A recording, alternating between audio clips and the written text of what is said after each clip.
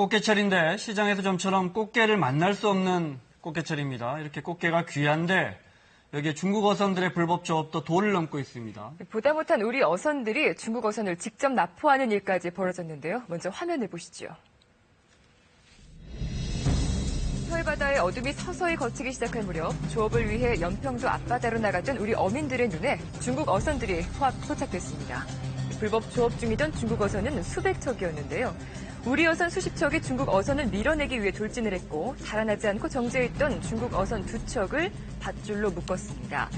두 척 가운데 큰 배인 22톤짜리 중국 어선에는 우리 어선 세 척이 달려들어 끌었는데요. 작은 배인 15톤짜리도 우리 어선 두 척에 의해서 끌려왔습니다. 우리 어선이 훨씬 작은 배였습니다. 그렇습니다. 중국 어선에 올라 확인을 하자 한창 알을 뺀 꽃게들까지 싹쓸이로 잡혔습니다. 까봐. 중국 어선들의 불법 조업을 참다 못한 우리 어민들이 조업구역을 벗어나 직접 납포에 나선 겁니다. 근데 우리도 참다. 꽃게 작황도 안 좋고 그래서 진짜 화가 났죠. 삶의 터전을 뺏기니까 이제 몰아내기로 갔는데 다른 배들은 다 빠져나가고 있는데 그 척은 안 나가더라고. 자, 이 중국 어선에 타고 있던 선원 11명은 인천해경 전용부두로 압송돼서 조사를 받고 있는데요.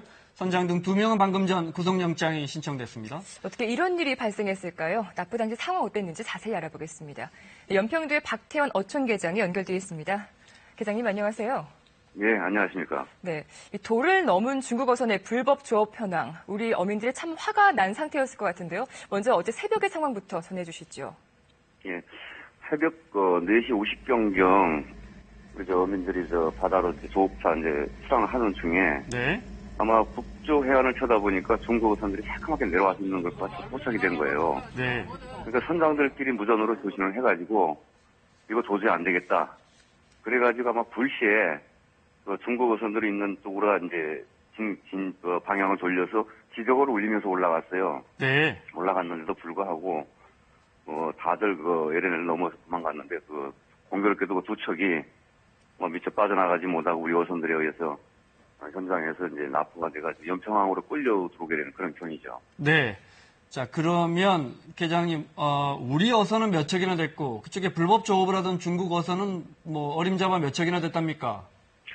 저희 어선들은 한 19척 정도가 이 중국 어선 납포에 이제 가담을 했고, 네. 선장들 말에 따르면 70척에서 80척 정도가 LNL 선상으로 재빠르게 도망갔던 그런 네. 현장이라고 얘기합니다.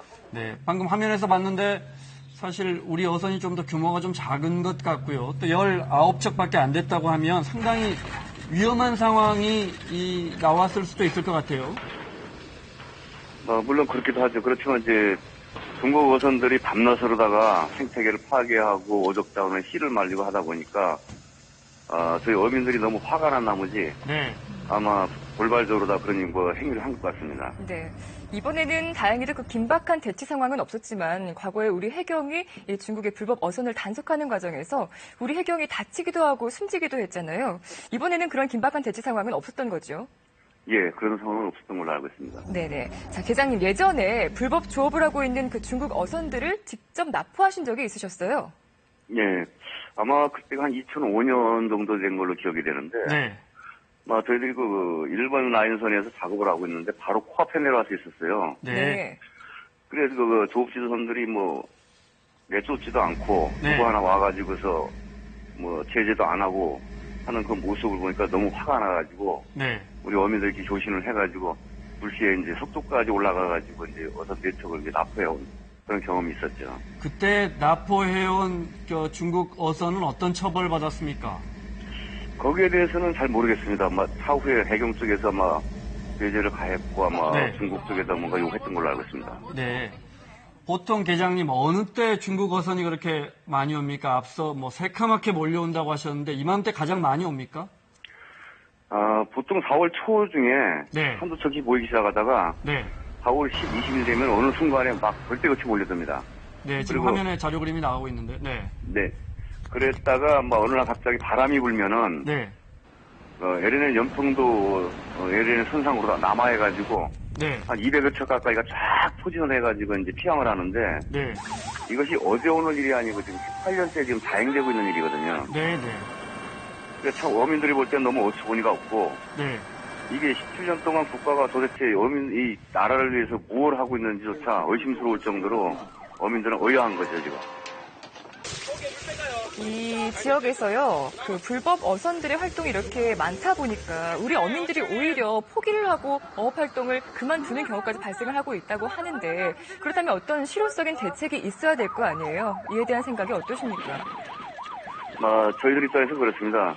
그 대통령께서 서해 5도에 대한 그 불법 중국 어선의 취해에 관한 네. 특별법을 제정하셔가지고 네.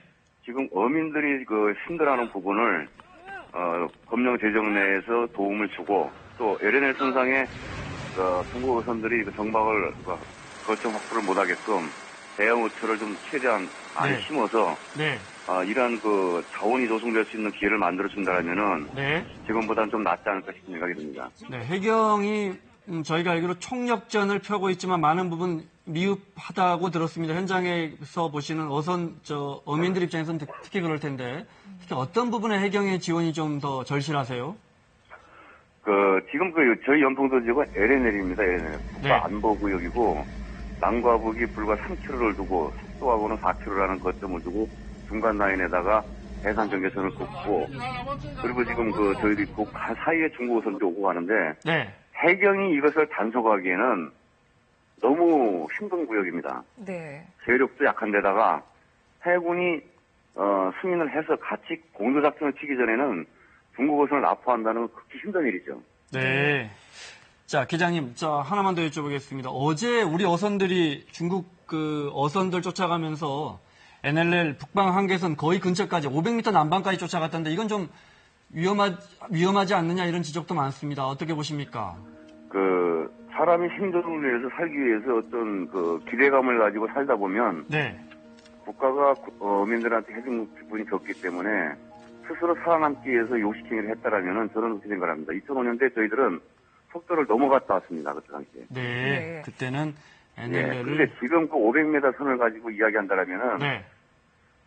저희한테는 국민의 하는 사람의 입장으로서 도대체 납득이 안 되는 상황이죠. 네, 알겠습니다. 그렇지만 남북 관계가 워낙 엄중한 상황이라서 혹시라도 위험할까봐 그 말씀을 드렸습니다. 자, 박태원 연평도 어촌 계장이었습니다. 오늘 전화 연결 고맙습니다. 예, 감사합니다. 네, 감사합니다.